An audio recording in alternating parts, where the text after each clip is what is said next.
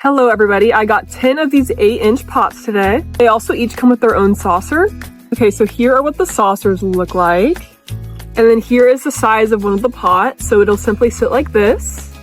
These pots are perfect for indoor or outdoor plants. I just love the rolled edge on the top, perfect for handles. I also like that it has this frosted upper section. This is going to protect plants from scratches while keeping a nice sleek look. These are also super durable but lightweight at the same time, and they're reusable and easy to clean.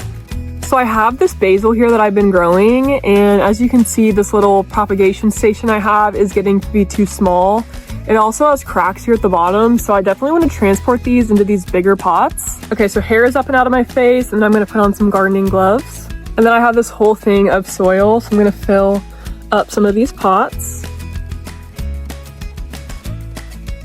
I'm going to do 2 pots since I have 4 plants.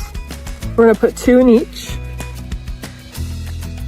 Okay, we're going to put the first little basil plant in. Be super delicate. Bunch up the roots. All right, so there's our first one. All done. Okay guys, and here is the final product. I can't wait for these to grow some more since they have a bigger space. And thank you so much for watching.